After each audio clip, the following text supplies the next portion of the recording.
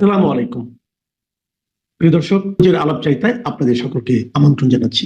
এনসিপির March to Gopalganj কর্মসূচি ঘিরে সংগঠিত অন্তত 4 হত্যাকাণ্ডের দায় কার, সে প্রশ্ন জোরালো হয়ে উঠেছে। স্থানীয় আন্তর্জাতিক সংবাদ মাধ্যমে প্রকাশিত বিভিন্ন ভিডিও ফুটেজ এবং ছবিতে সেনা সদস্যদের প্রকাশ্যে আগ্নেয়াস্ত্র দিয়ে গুলি করতে দেখা গেছে। পুলিশেরও গুলি করার ছবি এবং ভিডিও প্রকাশ করা হয়েছে। তবে কোনো পক্ষই ওই নিহত 4 জন তাদের গুলিতে নিহত হয়েছেন বলে স্বীকার করছে না। পুলিশ প্রধান দাবি করেছেন কোনো মারণাস্ত্র ব্যবহার করা হয়নি। আবার সেনাবাহিনী বল প্রয়োগের কথা জানিয়েছে, কিন্তু ওই 4 জন নিহত হওয়ার দায় নিয়ে কোনো তথ্য দেয়নি। মারণাস্ত্র ব্যবহার ও অতিরিক্ত শক্তি প্রয়োগের অভিযোগ করেছেন মানবাধিকার কর্মীরা। উল্টো ময়নাতদন্ত ছাড়াই দাফন ও সৎকার করা হয়েছে 4 জনের মরদেহ। আন্তর্জাতিক পর্যায়ে বিষয়টি নিয়ে চলছে তোড়পাড়। আন্তর্জাতিক সংবাদ মাধ্যমে বড় করে প্রকাশ হয়েছে বেসামরিক মানুষের উপর আইন শৃঙ্খলা বাহিনীগুলোর নির্বিচারে গুলি করার সংবাদ। সেনাবাহিনীর বিরুদ্ধে মানবাধিকার লঙ্ঘনের অভিযোগ তুলে জাতিসংঘ মহাসচিবকে চিঠি দিয়েছে যুক্তরাজ্য ভিত্তিক একটি সংগঠন। প্রশ্ন উঠেছে, পশু পার্টিকে সহায়তা করতে গিয়ে ইউনূসের সরকার কি সেনাবাহিনীকে বিপদে ফেলছে? গত জুলাই আগস্টে মানুষের উপর গুলি না করার সিদ্ধান্তে যে সেনাবাহিনী অটল ছিল, 1 বছরের মধ্যে সেই বাহিনীকে গুলি করার নির্দেশ দিল কে? 1 বছরের মধ্যে আবার একটি রক্তাক্ত জুলাই দেশের রাজনীতিতে কোন নতুন বন্দোবস্ত হাজির করলো? বিস্তারিত জানতে চলুন যাওয়া যাক বিশ্লেষণে। সরকারি প্রোটোকলের মধ্যে কর্মসূচি পালন করতে গিয়ে এনসিপির আস্ফালনের বলি হলো 4টি প্রাণ। আহত হয়েছেন অসংখ্য মানুষ। যুদ্ধের অস্ত্র নিয়ে বিক্ষোভকারীদের ওপর সেনাবাহিনীর চড়া হওয়ার দৃশ্য ছড়িয়ে পড়েছে আন্তর্জাতিক অঙ্গনে। শান্তিতে নোবেল বিজয়ী ডক্টর মোহাম্মদ ইউনূসের শাসনামলে সেনাবাহিনী নজিরবিহীনভাবে সরাসরি গুলি চালিয়েছে বিক্ষোভরতদের লক্ষ্য করে।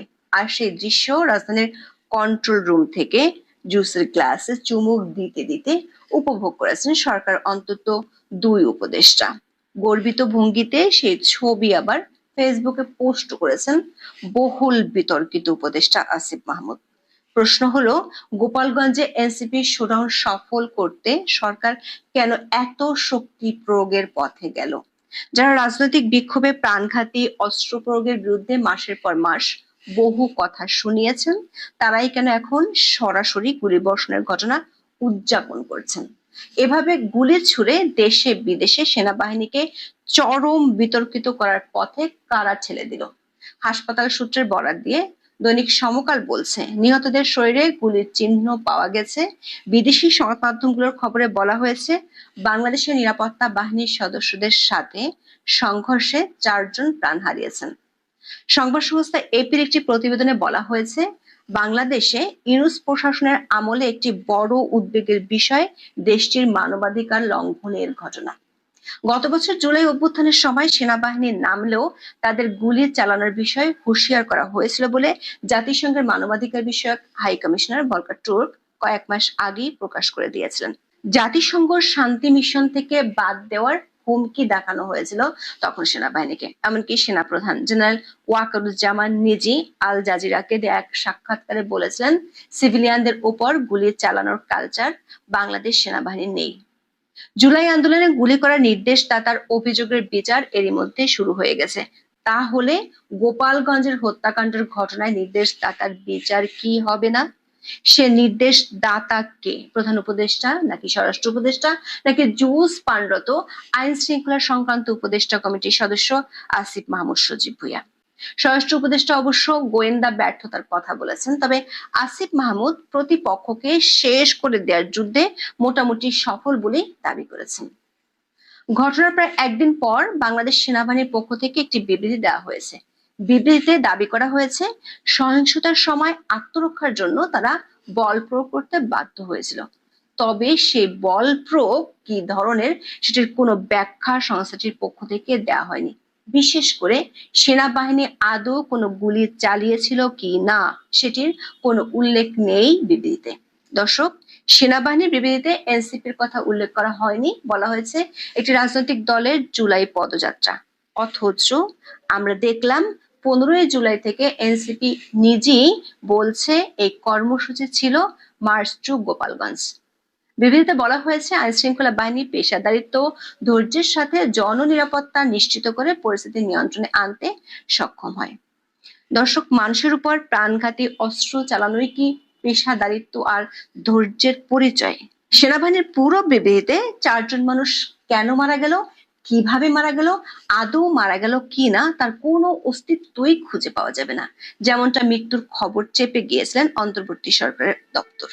16 জুলাই ঘটনার পর বাংলাদেশের অন্তর্বর্তী সরকারের পক্ষ থেকে একটি বিবৃতি দেওয়া হয়। বিবৃতিতে বলা হয়েছে, বুধবার গোপালগঞ্জে সংঘটিত সহিংসতা সম্পূর্ণরূপে অগ্রহণযোগ্য, যদিও বিবৃতিতে নিরাপত্তা বাহিনী গুলিতে মারা যাওয়ার বিষয়ে একটি শব্দ উচ্চারণ করা হয়নি। দুঃখ প্রকাশ করা তো দূরের কথা, বিবৃতিতে বলা হয়েছে, জাতীয় নাগরিক পার্টি তাদের বিপ্লবী আন্দোলনের 1 বছর পূর্তি উপলক্ষে শান্তিপূর্ণভাবে সমাবেশ করার পরিকল্পনা করছিল। তাদের সভা করতে বাধা দেওয়া হয়েছে। এর ফলে এনসিপি নেতাকর্মীদের মৌলিক অধিকার লঙ্ঘন হয়েছে এবং তা অত্যন্ত লজ্জাজনক। দর্শক, খেয়াল করে দেখুন, সরকারের কিংস পার্টি বলে পরিচিত জাতীয় নাগরিক পার্টি বা এনসিপির পদযাত্রা উত্তরাঞ্চল ঘুরে দক্ষিণাঞ্চলে গিয়ে ঠেকেছিল 16তম দিনে। বরিশাল হয়ে এই পদযাত্রা গোপালগঞ্জে পৌঁছার আগে 15 জুলাই রাতেই এনসিপির ফেসবুক পাতায় ঘোষণা দেওয়া হয়, 16 জুলাই মার্চ টু গোপালগঞ্জ #এনসিপি। 15 জুলাই রাত থেকে এনসিপি নেতারা টুঙ্গিপাড়ায় থাকা বঙ্গবন্ধুর সমাধিসৌধ উপড়ে ফেলার উস্কানি দিতে থাকে ফেসবুকে, যেভাবে ফেব্রুয়ারিতে সোশ্যাল মিডিয়ায় উস্কানি দিয়ে বঙ্গবন্ধুর ধানমন্ডির বাড়ি ভেঙে ফেলা হয়েছিল। সেই সঙ্গে চলে মুজিববাদের কবর রচনার বোলচাল। অথচ সেই এনসিপির জন্য মানবাধিকারের দরদ উতলে উঠল শান্তিতে নোবেল বিজয়ী ডক্টর মোহাম্মদ ইউনূসের দপ্তরের। কিন্তু 4 জন মানুষ খুন হলো, তাদের জন্য একটি লাইনও লেখা হলো না বিবৃতিতে। এনসিপির জন্য ডক্টর ইউনূসের যতটা দরদ, ঠিক ততটাই অস্বীকার করা হলো যে মানুষগুলো খুন হলো তাদের অস্তিত্ব। সাংবাদিক জুলকারনাইন সায়ের ডক্টর ইউনূসকে প্রশ্ন করেছেন, প্রধান উপদেষ্টা, আপনাকে অবশ্যই একটি বিষয় পরিষ্কার করে দিতে হবে, আপনি কি তরুণ নাগরিকদের কারো শেষ বিশ্রামের স্থান ভাঙতে এবং পুড়িয়ে ফেলতে সমর্থন করেন? আর সেই ব্যক্তিটি আসলে সেই নির্দিষ্ট এলাকা গোপালগঞ্জের মানুষের কাছে অত্যন্ত প্রিয়। শেখ মুজিবুর রহমান যে বাংলাদেশের স্বাধীনতার অবিচ্ছেদ্য অংশ ছিলেন তা অস্বীকার করার উপায় নেই। দর্শক, বাংলাদেশ সেনাবাহিনীকে একটি বিষয়ে ধন্যবাদ দেওয়া উচিত, সেটি হলো 16 জুলাই এপিসি যুগে এনসিপি নেতাদের উদ্ধার করেছেন। গত জুলাইয়ের জৌলুস এরই মধ্যে হারিয়ে ফেলেছে দলটির নেতারা। গোপালগঞ্জকে আশ্রয় করে আবার সারা দেশে জোশ আনতে চাইছিলেন, কিন্তু সেখানে গিয়ে যখন অবস্থা বেগতিক হয়ে গিয়েছিল তখন সেনাবাহিনী হলো উদ্ধারকর্তা। বিশেষ করে দলটি সেই নেতাদের উদ্ধার করেছেন যারা সেনাবাহিনী ও সেনাপ্রধানের মুন্ডুপাত করতেন হররোজ।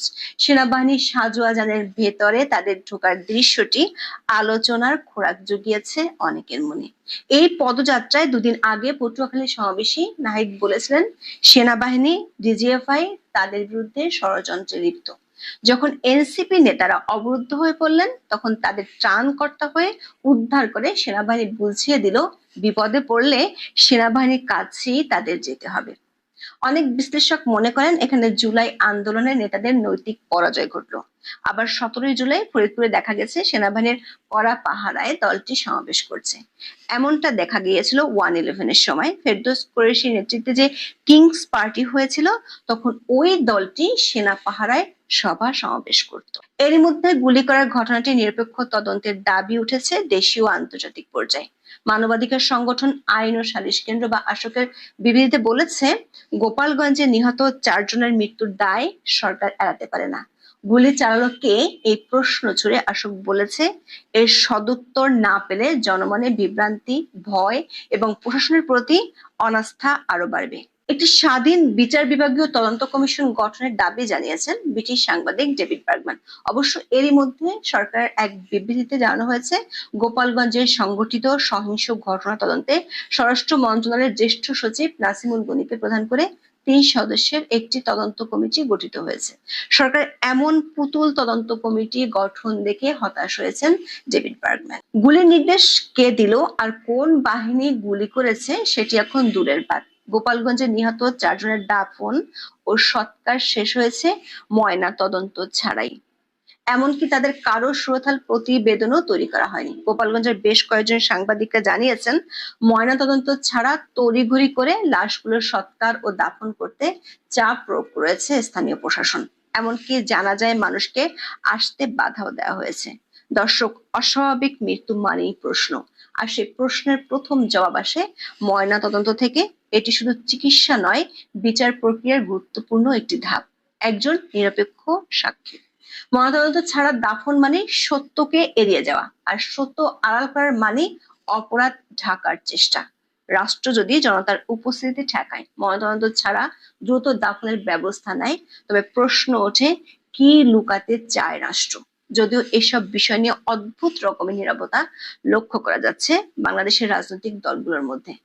আইন শৃঙ্খলা বাহিনীর হাতে নিরস্ত্র মানুষের মৃত্যুর বিরুদ্ধে বিএনপি সহ রাজনৈতিক দলগুলো সোচ্চার ছিল, কিন্তু গোপালগঞ্জের ঘটনায় বিএনপি যে বিবৃতি দিয়েছে সেখানে 4 জন মানুষের মারা যাওয়া প্রসঙ্গে শোক প্রকাশ করতেও দেখা যায়নি।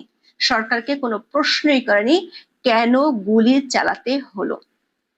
দর্শক, গোপালগঞ্জের ঘটনায় সরকার, সেনাবাহিনী এবং কিংস পার্টি শেষ পর্যন্ত কি অর্জন করলো তার উত্তর আমরা পাইনি, বরং আন্তর্জাতিক পরিসরে বড় ধরনের ভাবমূর্তির সংকটে পড়েছে শান্তিতে নোবেল বিজয়ীর শাসনামল। গণহত্যার অভিযোগ তুলে জাতিসংঘ মহাসচিবের কাছে চিঠি দিয়েছে ইন্টারন্যাশনাল ক্রাইম রিসার্চ ফাউন্ডেশন নামের একটি সংগঠন। এতে সেনাবাহিনীর ভূমিকা নিয়ে গুরুতর অনেকগুলো প্রশ্ন তোলা হয়েছে। প্রশ্ন হলো, এসব ঘটনার প্রভাব কিভাবে সামাল দেবে সরকার? এক এনসিপি কে প্রতিষ্ঠিত করতে কত মূল্য দিতে হবে বাংলাদেশকে? এদিকে পুরো গোপালগঞ্জের পরিস্থিতি থমথমে চলছে। কারফিউর মেয়াদ আরো বাড়ানো হয়েছে। এখন এ পর্যন্ত। সবাই ভালো থাকুন, সুস্থ থাকুন, নিরাপদে থাকুন। দেখা হবে আগামী পর্বে।